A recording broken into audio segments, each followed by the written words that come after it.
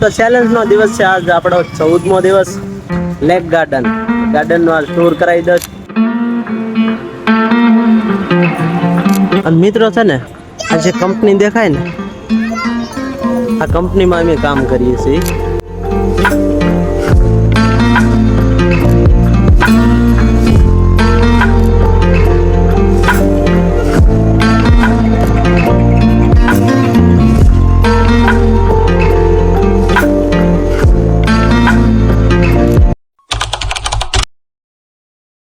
તો કેમ છો મારા વાલીડા? તો ચેલેન્જ નો દિવસ છે આજ આપણો 14મો દિવસ અને આપણે કન્ટિન્યુ 101 દિવસ પૂરા કરવાના છે. તો આજ હું તમને લઈને આવ્યો છું કતાર ગામ લેક ગાર્ડન નો ટૂર કરાવી દો. સરસ મજાનું ગાર્ડન છે અને નવા હોય તો લાઈક કરો, શેર કરો, સબસ્ક્રાઈબ કરતા જાયજો. ચાલો ત્યારે આ તમને ટૂર કરાવી દો ગાર્ડનમાં. અંદર આવીએ ને તો ગેટ છે.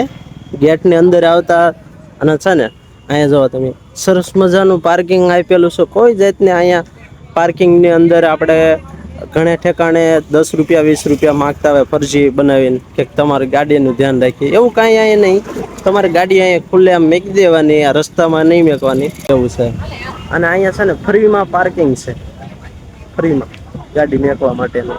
ચાલો ત્યારે આવતા છે ને સરસ મજાનો આમ છે ને ગેટ બનાવેલો છે અને છે ને પાણીનું પરબ છે. જોવો તમે પાણીનું પરબ છે, બહુ મસ્ત શેપ બનાવ્યો છે. આમ નાની મઢુલી ટાઈપનું છે ને પાણીનું પરબ આપણે વટીએ ને પછી અંદર આવતા છે ને આ જોવો તમે તળાવ કેવું મસ્ત છે. અને વચમાં છે ને આમ જોવો બહુ મસ્ત ફુવારો ગોઠવેલો છે. આમ 15 થી 20 ફૂટનો એ ફુવારો અંદર જાય છે અને પાણીની જાણ ઉડે, બહુ મસ્ત લાગે. અને અહીંયા છે ને આમ ઠંડુ ઠંડુ વાતાવરણ લાગે. પાણીની જાણ ઉડે ને છે ને ફરતે છે ને આ જોવો ઝાડવા જોવો તમે, આ નાળિયેરી ટાઈપના ઝાડવા છે ને બહુ મસ્ત આમ શો આવે છે. ભાઈ ઓલા ભાઈ દેખાડે છે. ગાર્ડન ની અંદર આવતા છે ને આમ બાજુમાં બાકડા એવા ગોઠવી દીધેલા છે તે બધા લોકો છે ને બેઠા હોય, બસ આમ શાંત વાતાવરણ હોય આવું છે. છે ને એક જો અહીંયા સરસ મજાનો છે ને પુલ બનાવ્યો છે, પુલ. અને વચ્ચે છે ને જગ્યા છે, જો એમાં પણ નાળિયેરી જેખા ઝાડવા ચોકેલા છે. અને છે ને બહુ મસ્ત પુલ લાગે જોવો તમે. અને અહીંયા છે ને આ પુલ ની અંદર જઈએ ને એટલે જો કોઈ પણ કચરો નાખે ને એનું માથે 500 રૂપિયાનો દંડ લાગે. ચાલો ત્યારે હવે છે ને પુલ ની અંદર છે ને આમ જાતા છે ને આ બધું છે ને લોખંડની બનાવેલું છે આ પુલ. અને આ લોખંડનું છે ને બહુ મસ્ત છે. જોવો આમ જેમ તેમ હલે એવું નથી. ઓછાનામે 500 માણસો અહીંયા હાલ્યું જતું હોય ને એક સાથે પણ તોય હલ્લે નહીં ને એવો મસ્ત પુલ બનાવેલો છે આ લોખંડનો. જોવો તમે પાણી જોવો તમે લીલું, જોવો તમે લીલું લીલું થઈ ગયું છે ઉનાળાના કારણે પાણી. હા પણ માછલીઓ પણ છે જોરે.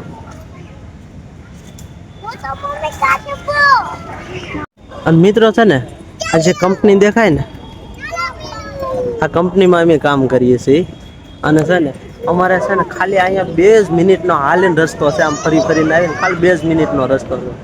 2 મિનિટમાં આ કંપનીથી આ ગાર્ડનમાં અમારે પહોંચવાનો રસ્તો છે.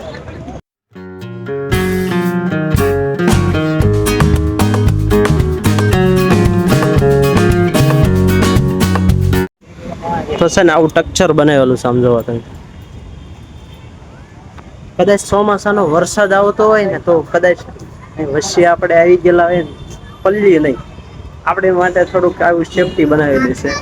જેથી કરીને છે ને માણસો ચોમાસામાં છે ઉનાળામાં તડકો લાગે પલ્લે નહીં, તડકો ન લાગે ઉનાળા આવું છે. આમ જવો તમે બહુ મોટું મેદાન છે. અંદર છે ને માણસો આવીને બેસી શકે. જો એકાએ બહુ છે ને અહીંયા બધા છે ને બધા લોકો છે ને અહીંયા કાંઠા ઉપર બધા આવીને ફરતા ફરતા ઉભા રહે. બહુ ઠંડો પવન આવે કારણ કે ઓલો ફુવારો છે ને બહુ મસ્ત ઝીણી ઝાણ આવે એમ બહુ મજા આવે એમ. કારણ કે હજી ચોમાસું હજી બેઠું નથી ને વરસાદ અમારે સુરતમાં હજી નથી આવ્યો. અહીંયા દેહમાં બધે વરસાદ પડી ગયો એટલે છે ને અહીં થોડુંક ઠંડુ વાતાવરણ આના કારણે લાગે છે.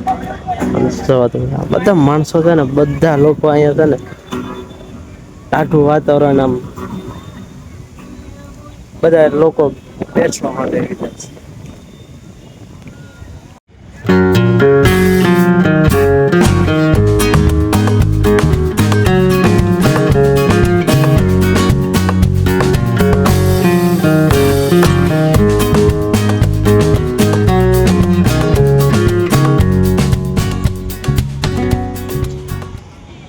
જેમ જેમ હાંસ પડતી જાય ને એમ ગાર્ડન ફૂલ થતું જાય, માણસો આવતું જાય. પોતપોતાના કામેથી રજા પડી હોય ને એટલે બધા લોકો છે ને ધીમે ધીમે ધીમે ધીમે બધા લોકો આવતા જાય. અને જોવો તમે આમ ગાર્ડનમાં છે ને કેટલું માણસ હાલ્યું જાય જોવો તમે.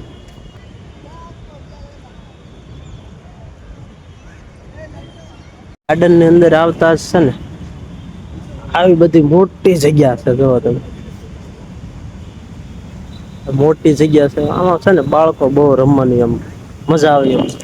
અહીંયા છે ને સાંજ પડતી જાય ને એમ બધા બાળકો બધા રમવાનું પોતપોતાના બેટ દડો છે તો કોઈ પણ નહીં, ફૂટબોલ છે કે એ બધું રમકડા લઈ લઈને રમવા માટે બધા આવી ને જોવા બધા વડીલ માણસો છે ને બધા એમ ટાઢો પવન આવે ને બધા લોકો છે ને બેઠવા આવી ગયા છે.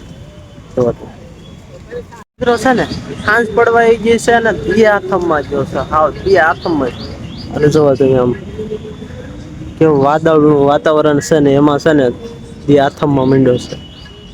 થોડીક વારમાં છે ને આગળ બધે અંધારું થઈ જશે આમ. પછી આ બધા છે ને આ ટ્રીક લાઈટ છે ને લાઈટ ચાલુ થઈ જાય અને પછી બહુ 10 થી 11 વાગ્યા સુધી છે ને બધું માણસો અહીંયા ફૂલ જ હોય. ગાર્ડન ની અંદર બધા લોકો છે ને હાલતા હાલતા હાલતા હાલતા માઇન્ડ ફ્રેશ થઈ જાય બધા લોકોનું. એટલે કે મગજ આમ ફ્રેશ થઈ જાય, કામ કરીને આવ્યા થાક ઉતરી જાય, આવું બધું વિશે તો બસ મિત્રો આજના માટે બસ એટલું જ. અને વિડીયોને કરશું અહીંયા આપણે પૂરો. લાઈક શેર સબસ્ક્રાઇબ કરતા જજો મારી પાછા નવા બ્લોગમાં. ક્યાં સુધી બધાને જય માતાજી, બાપા સીતારામ, બાય બાય.